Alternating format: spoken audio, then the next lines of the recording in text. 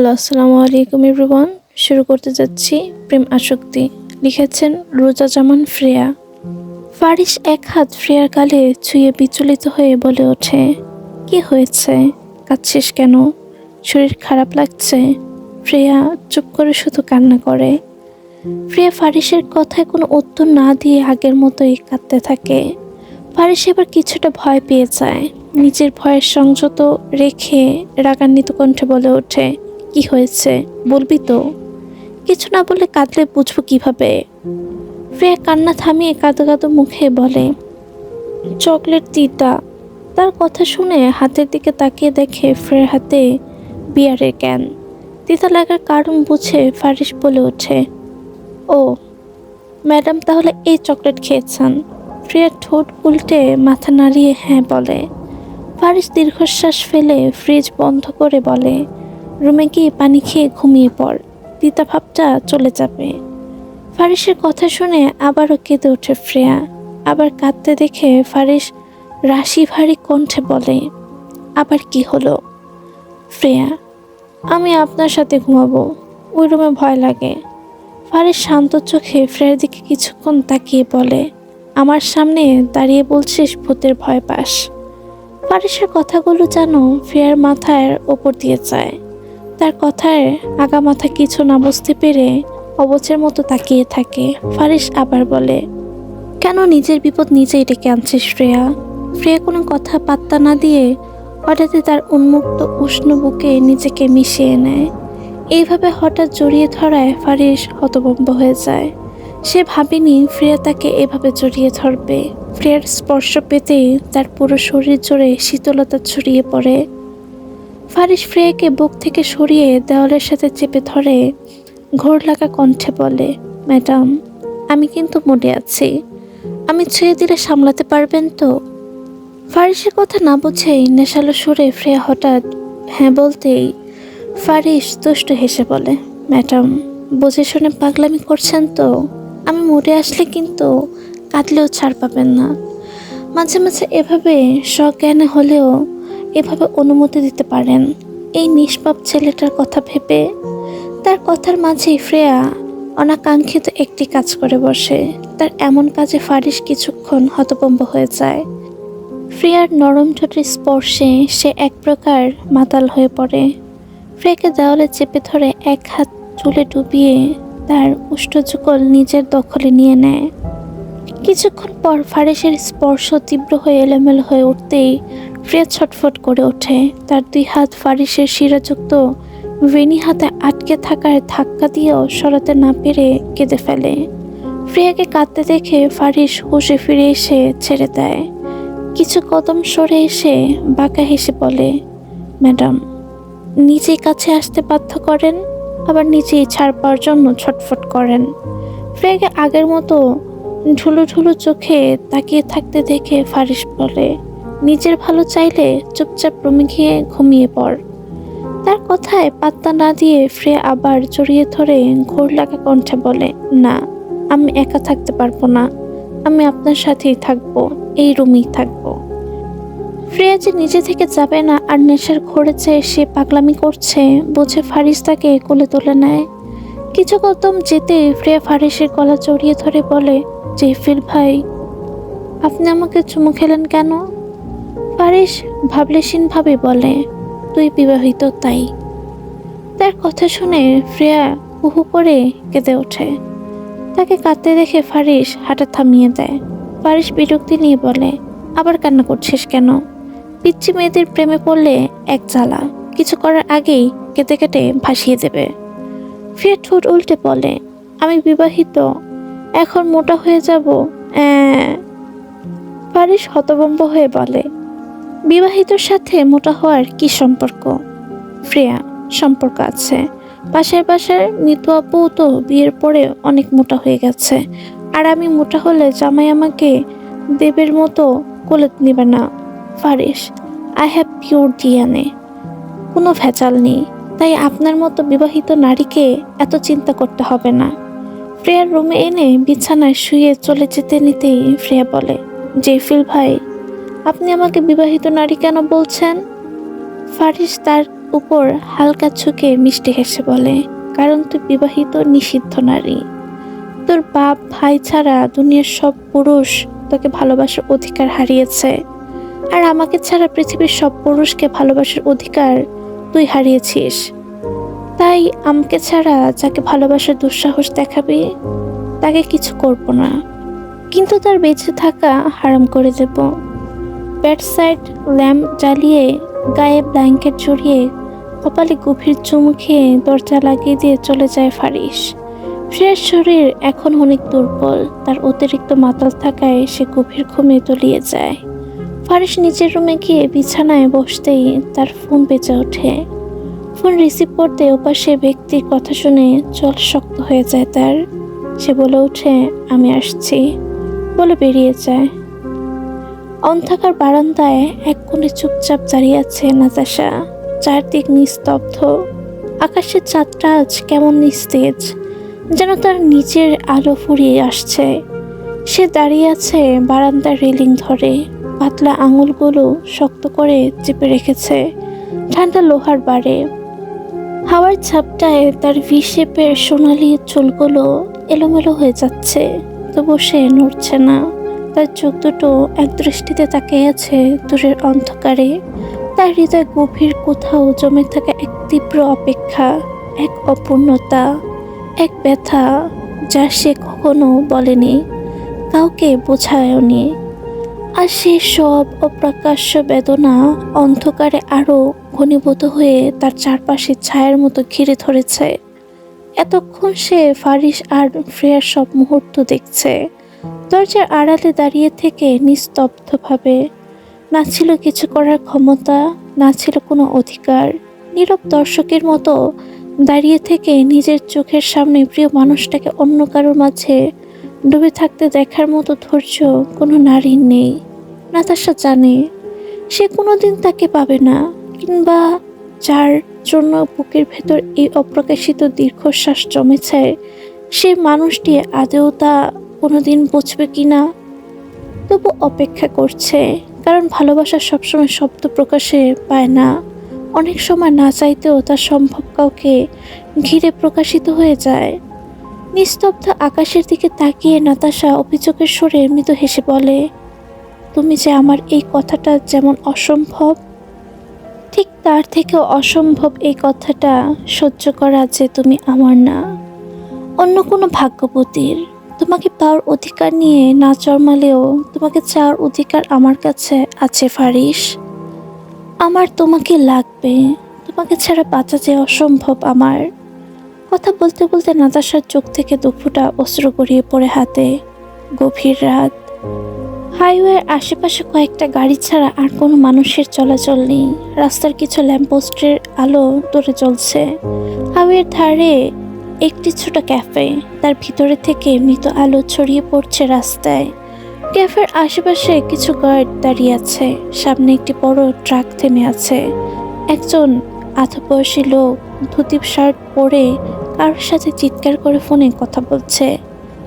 গাছের আড়ালে কালো হুডি আর মুখে মাস্ক পরে দাঁড়িয়ে আছে এক অগান্তক, হাতে হকি স্টিক। লোকটি পেছনে ঘুরতেই অগান্তক ধীরে সামনে এগিয়ে এসে মাথায় হকি স্টিক দিয়ে আঘাত করে বসে। লোকটি আঘাত পেয়ে মাটিতে লুটিয়ে পড়ে। লোকটিকে লুটিয়ে পড়তে দেখে অগান্তক বাঁকা হেসে হাত থেকে হকি স্টিক ফেলে ক্যাফের ভিতরে ঢুকে যায়। ক্যাফের ভিতরে গোডাউন থেকে কারো গোঙানোর শব্দ শোনা যাচ্ছে। একটি বড় ঘরের ভিতরে প্রায় 20 জন মেয়েকে মুখে কাপড় বেঁধে হাত পা বেঁধে রাখা হয়েছে। উস্কো খুস্কো চুল, গলায় মুখে হাতে পায়ে কালো মারধরের দাগ, ভয় ও আতঙ্ক তাদের চোখে স্পষ্ট। ক্যাফেতে ঢুকে বোঝাই যাবে না এখানে এত ভয়ানক অপরাধ চলছে। গোডাউনের দরজা খুলে প্রবেশ করে কালো হুডি আর মাস্ক পরা অগান্তক। তাকে দেখে মেয়েরা ভয়ে কুঁকড়ে যায়। তার পেছনে মুখে মাস্ক পরা আরও একজন ছেলে প্রবেশ করে। মেয়েরা তাদের এগিয়ে আসতে দেখে মুখ বাঁধা অবস্থায় কাপা গলায় চাপা চিৎকার করে ওঠে। অগান্তক চোখ দিয়ে ইশারা করতেই সঙ্গীটি মেয়েদের কাছে গিয়ে ধীরে ধীরে বেঁধে রাখা দড়ি খুলে দেয়। তাদের মধ্য থেকে একজন কাঁদতে কাঁদতে কাতর স্বরে বলে, প্লিজ দয়া করে আমাদের ছেড়ে দিন। অগান্তক তার নীলাভ শীতল চোখে মেয়েটির দিকে তাকিয়ে গম্ভীর কণ্ঠে বলে, ভয় নেই, আমি তোমাদের ক্ষতি করব না, তোমাদের নিয়ে যেতে এসেছি, সবাইকে যার যার বাসায় পৌঁছে দিব। এই কথা শুনে সবাই আবেগে চোখে জল নিয়ে হাসে। ছেলেটি মেয়েদের নিয়ে গোডাউনের পিছনের দরজা দিয়ে বেরিয়ে যায়। কিছুক্ষণ পর গোডাউনের ভিতরে প্রবেশ করে কেউ। ধীরে পা ফেলে আশেপাশে তাকাতেই সামনে চেয়ার ঘুরিয়ে বসে থাকা একজনকে দেখে সে প্রকুটি করে সন্দেহজনক কণ্ঠে বলে, কে কে আপনি? এখানে কি করছেন? চেয়ারে বসে থাকা অগান্তক পিছনে ঘুরে কিলার স্মাইল দিয়ে বলে, ওয়েলকাম মিস্টার শুভ্র ওয়াহিদ, ওয়েলকাম। সামনে বসে থাকা অগান্তককে দেখে শুভ্র হতভম্ব হয়ে যায়।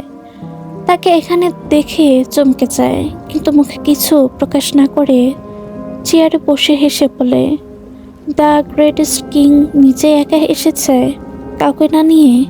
অগান্তক ঠোঁট পাকা করে ডেভিল স্মাইল দিয়ে বলে, একা আসতে সাহস লাগে, দল বেঁধে তো কুত্তারা আসে। এই কথা শুনে শুভ্রের জল শক্ত হয়ে যায়। সে দাঁড়িয়ে গিয়ে বলে, মুখ সামলে কথা বল, ভুলে যাস না এটা আমার এলাকা, তোকে শেষ করতে আমার 2 সেকেন্ড লাগবে না। অগান্তক হেসে বলে, ফারিস ইভান কথা শেষ করে না, পুরো গল্প শেষ করে।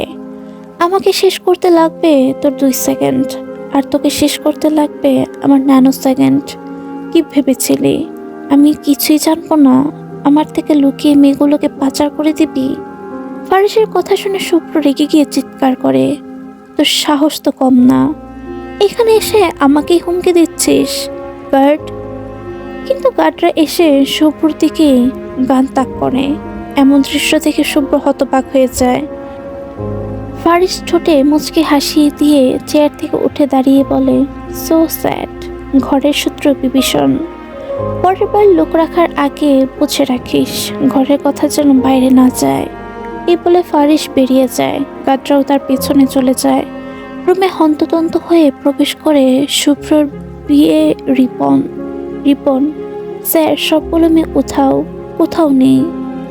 বাইরে ড্রাইভার রক্তাক্ত হয়ে পড়ে আছে। শুভ্র চোয়াল শক্ত করে তাহলে খুশি মেরে রেখে বলে, গ্যাংস্টার, তোকে আমি ছাড়বো না। বারবার শুভ্র ওয়াহিদের ভুলে যায় হাত দেওয়ার ফলাফল তোকে সময় বুঝিয়ে দেবে। রিপন, স্যার এখন কি করবেন? পার্টিরা তো এখনই এসে মেয়েগুলো চাইবে। শুভ্র, আজকে ডিল ক্যান্সেল করে দাও। আগামী 1 সপ্তাহের মধ্যে পাচারের জন্য আরো 20টা মেয়ে চাই। আর খুঁজে বের করো গ্যাংস্টারের দুর্বল জায়গা কোথায়। রিপন, স্যার, ফারিস ইভান একটি মেয়ের প্রতি আসক্ত। যতটুকু জানি সে ওই মেয়েটিকে নিয়ে অনেক সিরিয়াস। কিছুদিন আগে কেউ মেয়েটিকে মারতে চেয়েছিল, আর কারা করেছে তা জানতে পেরে ফারিসের লোকেরা তাদের টুকরো টুকরো করে রাস্তার ধারে ফেলে রেখে আসে। এই ঘটনা নিয়ে নিউজ হয়েছে, কিন্তু কে করেছে তা এখনো জানা যায়নি। শুভ্র, মেঘনা চাইতেই চল। হার্টলেস মাফিয়ার একটা সাধারণ মেয়ের জন্য পাগল, ইন্টারেস্টিং। এইবার দেখি তাকে আমার হাত থেকে কিভাবে বাঁচাস। শুভ্র, গ্যাংস্টারের প্রাণ ভোমরাকে আমার চাই, যেইভাবে হোক। নিশ্চয়ই সে মেয়েটার মধ্যে কিছু স্পেশাল আছে, যার জন্য গ্যাংস্টার কিং এমন উন্মাদ হয়ে আছে। তারিখ 6/6 ইংরেজি, সকাল 7টা। আজ কোরবানির ঈদ। বাড়ির কর্তারা সবাই নামাজে গেছেন। সকাল থেকে চৌধুরী বাড়ির সব গৃহিণীরা রান্নাঘরে ব্যস্ত হয়ে পড়েছেন। তাদের সঙ্গে হাতে হাতে কাজ করছে কাজের মহিলারাও। বিভিন্ন ধরনের খাবার তৈরি হচ্ছে, সেমাই থেকে শুরু করে সব ধরনের মিষ্টান্ন। আদিবা চৌধুরী নিজের হাতে বিশেষ কিছু রান্না করেছেন। যেহেতু নীলা চৌধুরী অসুস্থ, তাই তাকে রান্নার কাজে না আসতে দিয়ে 2 চা মিলে সব সামলাচ্ছেন। ফ্রেয়ার ঘুম ভাঙতে মাথাটা তার ভারী লাগছে, সঙ্গে ঠোঁটে তীব্র এক ব্যথা অনুভব করছে। বিছানা থেকে উঠে বসে মাথায় হাত দিয়ে কিছুক্ষণ বসে থেকে মনে করার চেষ্টা করছে রাতের কথা। তারপর অর্ধ জাগ্রত চোখে বলে ওঠে, ফ্রেয়া, আমার যতটুকু মনে পড়ছে আমি পানি খেতে উঠেছিলাম, তারপর আর কিছু মনে করতে পারছি না। বিরক্ত হয়ে গায়ে থেকে ব্ল্যাঙ্কেট সরিয়ে সে বাথরুমে চলে যায় ফ্রেশ হতে। রুম থেকে বেরিয়ে পাশের রুমে উকি দিয়ে দেখে ইরা এখনো এলোমেলো হয়ে ঘুমাচ্ছে। তাকে দেখে ফ্রেয়ার মাথায় দুষ্টামির ভূত চাপে। সে আস্তে করে গিয়ে ইরার রুমে এসি বন্ধ করে দিয়ে দরজা চাপিয়ে নিচে নেমে যায়। নিচে নামতেই দেখে নীলা চৌধুরী সোফায় বসে টিভি দেখছেন। মেয়েকে দেখে হাসি মুখে ডেকে নেন, ফ্রেয়া। ঈদ মোবারক আম্মু। নীলা চৌধুরী, ঈদ মোবারক। আমার সোনা, এখন শরীর কেমন লাগছে? ফ্রেয়া, আমি তো একদম বিন্দাস, কোনো অসুস্থতাই নেই। মেয়ের এই কথা শুনে নীলা চৌধুরী হেসে ওঠেন। ফ্রেয়া রান্নাঘরের দিকে উকি মারে। তাকে উকি দিতে দেখে আদিবা চৌধুরী আদরে সরে বলেন, আদিবা, ঈদ মোবারক মামুনি। কি অবস্থা তোমার? ফ্রেয়া, ভালো আছি কাকিমণি। আফরিন চৌধুরী, ফ্রেয়া কিছু খাবে? একটু পুডিং দেই? ফ্রেয়া, দাও দাও। আফরিন চৌধুরী বাটিতে করে পুডিং দিতেই ফ্রেয়া খেয়ে ফেলে। আহ্লাদেশ্বরে বলে, ফ্রেয়া, বড় কাকিমণি, you are the best chef. তোমার হাতে জাদু আছে বলতেই হবে। দাঁড়াও, বড় চাচুকে বলবো তোমাকে একটা রেস্টুরেন্ট খুলে দিতে। সবাই তোমার রান্না খেয়ে পাগল হয়ে যাবে। ফ্রেয়া যখনই আদিবা চৌধুরী রান্না খায় তখনই এমন প্রশংসা করে। তাই তার কথা শুনে আদিবা চৌধুরী মজার ছলে বলে, আদিবা, আর বাইরে কাউকে খাইয়ে পাগল করতে হবে না। এমনিতে একজন এই খাবার খেয়ে প্রেমে পড়ে বিয়ে করে ফেলেছে। আদিবার কথা শুনে আফরিন চৌধুরী মুচকি হেসে বলেন, আফরিন, ঠিক বলেছেন। ভাসুর কিন্তু আমার এই রান্না খেয়ে আপনার প্রেমে পড়েছিল। বলতেই হবে, আপনার হাতে জাদু আছে। এইদিকে ফ্রেয়ার চোখ সিঁড়ির দিকে পড়তেই তার হাসি থেমে যায়। মুখটা একটু ফাঁক হয়ে অবাক চোখে তাকিয়ে থাকে। সিঁড়ি দিয়ে নামছে রাদিফ। তার পাশে শুভ্র পাঞ্জাবি পরা ফারিস। ফারিস ঘড়ি পড়তে পড়তে নামছে আর রাদীপ কথা বলছে। আদিবা বুঝতে না পেয়ে বলে, কি বললে? শুনতে পেলাম না। ফ্রেকি বলতে কি বলে ফেলেছে বুঝতে পেরে আমতা আমতা করে বলে, না, আমি আর খাবো না। রান্নাঘর থেকে বের হয়ে সদর রুমে আসতেই রাদীপ বলে ওঠে, রাদীপ, কিরে পেতনি, এখনো গোসল করে রেডি হসনি নাকি সারাদিন পেতনির মতো ঘুরে বেড়ানোর প্ল্যান করে বসে আছিস? ফ্রেয়া, তারপর তোর ঘাড় মটকাবো ভাবছি। রাদীফের কথা শুনে ফারিস আর চোখে তাকিয়ে নামাজ পড়তে বেরিয়ে যায়। ফ্রেয়া এখন তেমন কোনো কাজ নেই, তাই সোফায় আরাম করে বসে টিভি দেখছে। সিঁড়ি দিয়ে ধপধপ করে শব্দ করে নেমে আসছে ইরা। ফ্রেয়া তখন কুশন বুকে নিয়ে খুব মনোযোগ দিয়ে কার্টুন দেখছে। ইরা এসে সোজা ফ্রেয়ার সামনে কোমরে হাত দিয়ে দাঁড়ায়। ফ্রেয়া, এভাবে সঙ্গের মতো দাঁড়িয়ে আছিস কেন? সর সামনে থেকে। ইরা, তুই আমার রুমে এসি অফ করে দিয়েছিস তাই না? সোফায় নরম কুশনে গা এলিয়ে দিয়ে বসেছিল ফ্রেয়া, হাতে টিভির রিমোট। এক একটা চ্যানেল স্ক্রল করছিল আলস্যে ভরা চোখে। হঠাৎ এক চ্যানেল থামিয়ে দিতে কানে ভেসে এলো চিৎকারের মতো রিপোর্টারের কণ্ঠ। এই মাত্র পাওয়া খবরে জানা যাচ্ছে গতকাল গভীর রাতে রাজধানী অমুক হাইওয়ে থেকে উদ্ধার করা হয়েছে একটি ছিন্ন ভিন্ন মৃতদেহ। ফ্রেয়া রিমোটটা আঁকড়ে ধরে ঠোঁট কামড়ে তাকিয়ে রইল স্ক্রিনে। লাশটি টুকরো করে একটি বস্তায় ভরে রাস্তার পাশে ফেলে রাখা হয়েছিল। ঘটনাস্থলটি সেই জায়গা যেখানে ঘটে এক ভয়াবহ অ্যাক্সিডেন্ট। ইরা, তুই কি আমার রুমে এসি বন্ধ করে দিয়েছিস? ইরার বজ্রকণ্ঠে ফ্রেয়া বাস্তবে ফিরে এলো। রিমোট হাতে চাপ পড়ে আবার চালু হয়ে গেল নিউজ। পুলিশের প্রাথমিক ধারণা এটি কোনো মাফিয়া গোষ্ঠীর কাজ। লাশটির বিভিন্ন অংশ কেটে 200 টুকরো করা হয়েছে। মৃতদেহটির এখনো পরিচয় শনাক্ত হয়নি। জায়গাটি অত্যন্ত স্পর্শকাতর। ইরা বিস্ময়ে বলে উঠল, এটা তো সেই রাস্তাটা না যেদিন তুই? ফ্রেয়ার চোখ বড় বড় করে তাকায়, শুষ্ক কণ্ঠে বলে, মানে? ওইখানে লাশ পাওয়া গেছে। এক মুহূর্তে অতীত ফিরে এসে ফ্রেয়ার মনে বিড়বিড় করে বলে ওঠে, সেই দিন ওই গাড়িতে 2 জন লোক ছিল। 1 মিনিটেই ঝাঁপিয়ে পড়েছিল আমার উপর। আমি কিছু বুঝতেই পারিনি। ফ্রেয়ার মুখে আতঙ্কের ছায়া দেখে ইরা রেগে গিয়ে ধমকে ওঠে, ওইসব ভেবে নিজেকে অসুস্থ করিস না। কিন্তু কথা শেষ না হতেই ফ্রেয়া লাফ দিয়ে উঠে দৌড় দেয়। ফ্রেয়ার এমন কাজে ইরা বেশ ভড়কে গিয়ে সে পিছন দৌড়ায়। শুরু হয় দুই বোনের টম অ্যান্ড জেরি দুষ্টমি। ইরা, ফ্রেয়া দাঁড়া। ফ্রেয়া দৌড়াতে গিয়ে পিছনে ঘুরে বলে, পাগলে পাইছে আমারে যে আমি দাঁড়াবো? ইরা, অবশ্যই। ওই লাশ নিশ্চয়ই তোর গোপন প্রেমিক। ফ্রেয়া, ইরার বাচ্চা, তোকে আমি ছাড়বো না। তোর জিভ আমি কাটবো। মিথ্যে বলে আমাকে ধরার চেষ্টা তোর। হাসি আর হইচয়ে ভরে ওঠে পুরো বাড়ি। রান্নার গন্ধ, নামাজের গুঞ্জন সব মুছে যায় এই দুই বোনের খিলখিল হাসিতে। দৌড়াতে দৌড়াতে ফ্রেয়া সোজাকে ধাক্কা খায় দরজার ফ্রেমে দাঁড়িয়ে থাকা কারো বুকে। অপ্রস্তুত অবস্থায় সে সেই অজানাকে শক্ত করে জড়িয়ে ধরে ফেলে।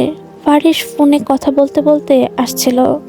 ফ্রেয়াকে পড়ে যেতে দেখে কথা থামিয়ে ঠান্ডা শক্ত বাঁধন এক হাতে দিয়ে তাকে আগলে নেয়। ফারিস মুগ্ধতা নিয়ে শীতল চোখে তাকিয়ে থাকে। নিচু কণ্ঠে বলে ওঠে, ফারিস, আমাকে পাগল না করলে কি হয় না সুইটহার্ট? ফারিসের অস্ফুটে বলা কথা শুনে ফ্রেয়া কাপা গলায় বলে, কি বললেন আপনি?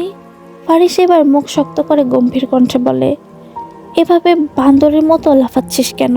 ফারিসের কথা শুনে ফ্রেয়া থতমত খেয়ে পেছনে সরে আসতে চায়, কিন্তু ফারিস হাত না ছাড়িয়ে বরং আরো কাছে টেনে নেয়।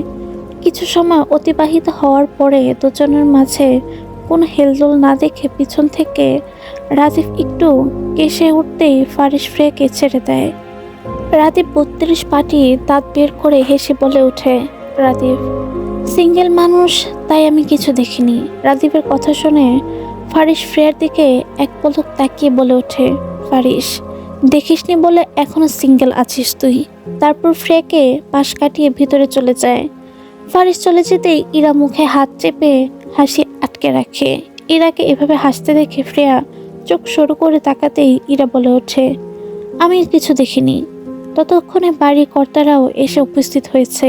ঠিক তখনই পেছন থেকে গম্ভীর কণ্ঠে বলে ওঠে, তাহলে তো চোখের চিকিৎসা লাগবে। ফ্রেয়ার পিছনে ঘুরে তাকিয়ে দেখে ইহান। সেই চিরচেনা হাসি ঠোঁটে লাগিয়ে তাকিয়ে আছে তার দিকে। ফ্রে কৌতূহল ভরা মুখশ্রী নিয়ে বলে ওঠে, ভাই? ইহান এগিয়ে এসে মিষ্টি হাসিতে বলে, চোখের প্রবলেমটা পুষ্টির অভাবে নাকি প্রেমের অভাবে? ইরা ফিসফিস করে বলে, অন্য কিছুর অভাবে ইহান ভাই। ইরার কথা শুনে ইহান মুচকে হেসে ওঠে। তাকে হাসতে দেখে ফ্রিয়া গাল ফুলিয়ে অভিমানের সুরে বলে, ভাই তুমিও? পিছন থেকে আফরিন চৌধুরী অভিমানী কণ্ঠে বলে ওঠে, এই যে এতদিন পর বুঝছি মনে পড়লো আমাদের। ইহান এগিয়ে গিয়ে আফরিন চৌধুরীর সামনে কানে হাত দিয়ে বলে, এই যে ম্যাডাম, কানে ধরছি, এমন ভুল আর হবে না। আফরিন হেসে কান মুচড়ে ধরতেই ইহান ব্যথার ভান করে, এক শর্তে মাফ করব, পরের বছর যেন বৌমাকে সাথে দেখতে পাই। ইহান পেছন থেকে জড়িয়ে ধরে দুষ্ট হেসে বলে, তোমার মতো সুন্দরী মেয়ে থাকতে আবার বৌমা লাগবে? আফরিন, আচ্ছা হয়েছে, আর পাম মারতে হবে না, শরবত আনছি, বস। সোফায় হেলান দিয়ে বসে আছে ফারিস, পাশে রাদিফ আর ইসহাক। ইহান ফারিসের পাশে বসতেই রাদিফ বলে ওঠে, এত বছর পরে হাসতে ইচ্ছে হলো তোর? ইহান, তুইও তো ফ্রি থাকিস না, সারাদিন পার্টি অফিসে থাকিস। রাদিফ, তাও ঠিক। ইহান ফারিসের দিকে হাত বাড়িয়ে দেয়। ইহান, হে, কেমন আছেন? আমি ডক্টর শাহরিয়া ইহান, রাদিফের বন্ধু। ফারিসও তার সাথে হ্যান্ডশেক করে। ইহান নিচু কণ্ঠে বলে ওঠে, আসলে আমি জানতাম না যে আপনি এসেছেন, সরি। আসলে ওই দিন হসপিটালে আপনার সাথে কথা বলতে পারিনি। তা এত বছর পরে কাউকে না জানিয়ে এলেন যে? ফারিস নির্লিপ্তভাবে বলে ওঠে, এসেছি তাকে নিয়ে ফিরব বলে। কিছুক্ষণ তারা টুকটাক কথা বলে। তাদের কথার মাঝে ফ্রেয়া ট্রেতে করে শরবত নিয়ে আসে। ট্রে থেকে এক গ্লাস ইহানের দিকে এগিয়ে দেয়। ফ্রেয়া, ভাই, এই স্পেশালভাবে আপনার জন্য নিজের হাতে বানিয়েছি, চিনি কম দিয়ে। ইহান যেইটা গ্লাসটা নেওয়ার জন্য হাত বাড়ায়, অমনি ছু মেরে ফারিস গ্লাসটা নিয়ে নেয়। ফারিসের এমন কাজে ইহান সহ অবাক হয়ে যায়। ফ্রেয়া মুখ ভোতা করে বলে, এটা কি হলো? ফারিস বিনা বাক্যে জুস খাচ্ছে, ফ্রিয়ার কথাকে পাত্তা না দিয়ে। ফারিসকে এমন ভাবলেশীনভাবে খেতে দেখে ফ্রিয়ার চোখ ছোট ছোট করে তাকায়। ফ্রিয়া, আপনি এই জুসটা খেলেন কেন? ফারিস খাওয়া থামিয়ে নিজে তাচ্ছিল্যের সুরে বলে। কেন, কারো খাওয়ার কথা ছিল বুঝি? জেফিল ভাই যে এমন কথাই বলবেন সেটা আমার জানাই ছিল না আগে থেকে। ওনার গা চলা কথা শুনে মেজাজ ভীষণ খারাপ হয়ে গেল। রাগ কন্ট্রোল করে বললাম, দেখুন, প্রথমত আমি এই জুসটা ভাইয়ের জন্য বানিয়েছি, তা আপনি খেয়ে নিয়েছেন কেন? আপনি চাইলে এখান থেকে আরো গ্লাস ছিল। আমার কথা জেফিল ভাইয়ের মাঝে কোনো হেলদোল প্রকাশ পেল না। আমার কথা যেন ওনার গায়ে লাগলোই না। পুরো জুসটুকু শেষ করে খালি গ্লাসটা টেবিলের উপর শক্ত করে রাখে। গায়ে সাদা কালো পাঞ্জাবির বোতাম দুটো খুলতে খুলতে বললেন, দেখ ফ্রেয়া, মাত্র এসেছি, মারাত্মক ক্লান্ত আমি। I need rest. সারা রাত ঘুম হয়নি, এখন আমাকে ঘুমাতে হবে। সো পিপাসা পেয়েছিল তাই খেয়েছি, তা না হলে তোর মতো পেতনির হাতে বানানো জুস খাওয়া আমার কোনো ইচ্ছে নেই। নিজেকে এখন আস্ত একটা বলদ মনে হচ্ছে। কেন যেন ওনার মতো জলহস্তির সাথে কথা বলতে চাই আল্লাহ জানে। আমার ভাবনার মাঝে ইহান ভাই ভাই বলে ওঠেন।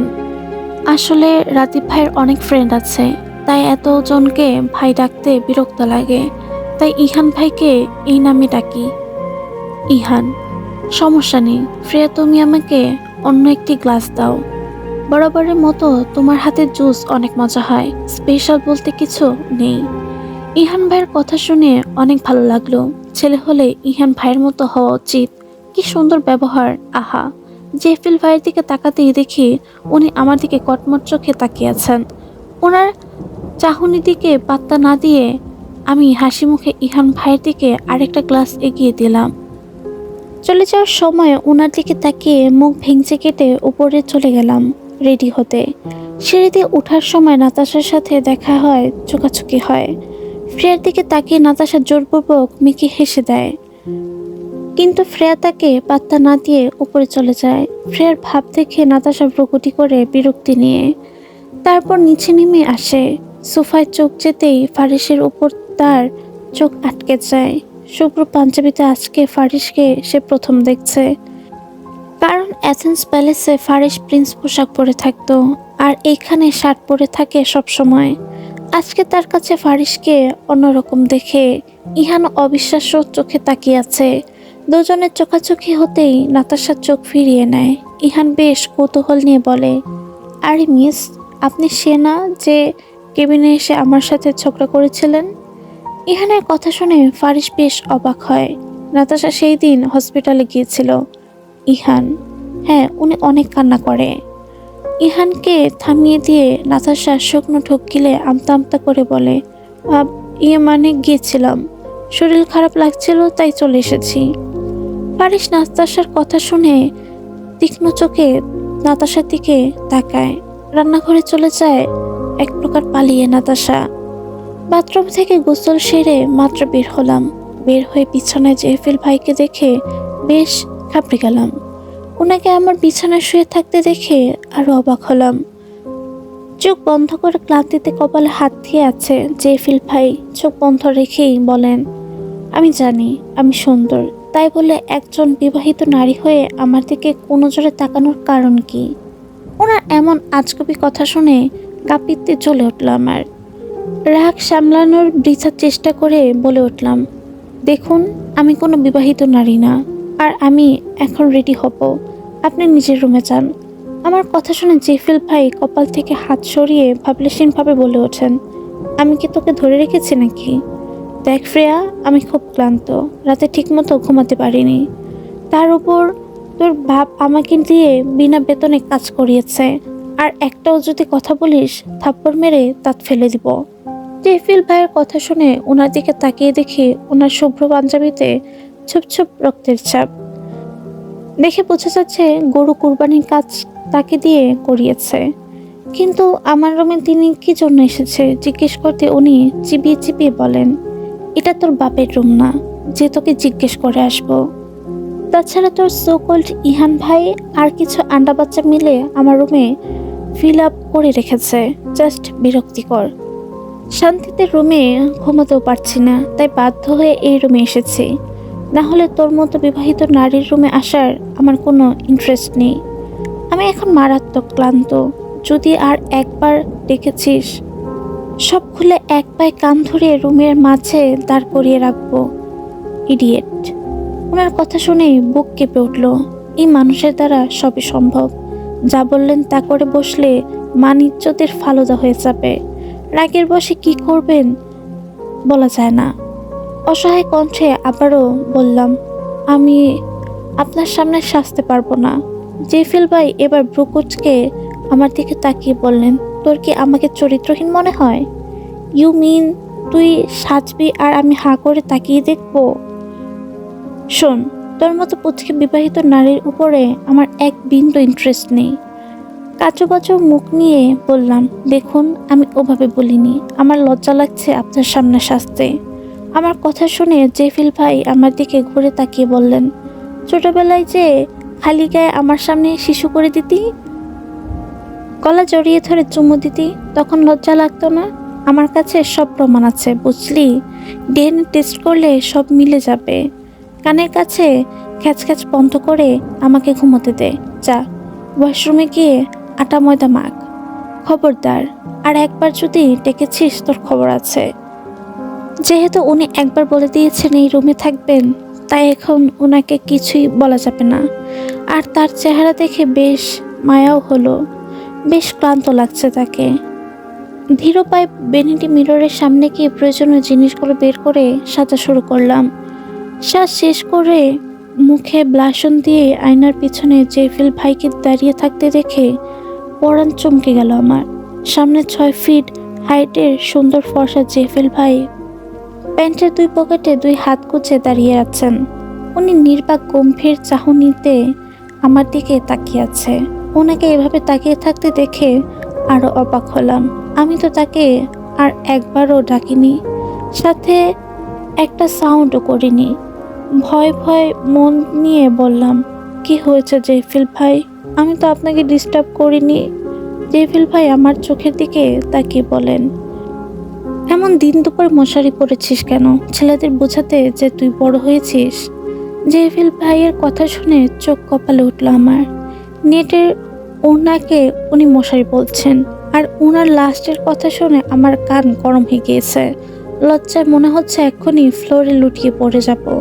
জেফিল ভাই পুনরায় আবার বলে ওঠেন, এমন মশারি পড়েছে তো বুকের ভাঁজ স্পষ্ট দেখাই যায়, তাহলে এমন বালের ওড়না না পড়াই ভালো। আমি যেন ওনার সাথে কথায় পেরিয়ে উঠবো না, তাই কথা না বাড়িয়ে কাবার থেকে আরেকটা অন্য ওড়না নিয়ে পরে বেরিয়ে গেলাম। কিছু একটা ভেবে আবার ফিরে এলাম। ততক্ষণে উনি আবার শুয়ে পড়েছেন। সামনে দাঁড়িয়ে কিছুক্ষণ ভেবে চিনতে ওনাকে ডাক দিলাম। উনি বিরক্তি প্রকাশ করে মুখে চর শব্দ বের করেছে। প্রিয়া বিশ্বাস করে এইবার তাকে মাথায় তুলে জাস্ট আছাড় মারব।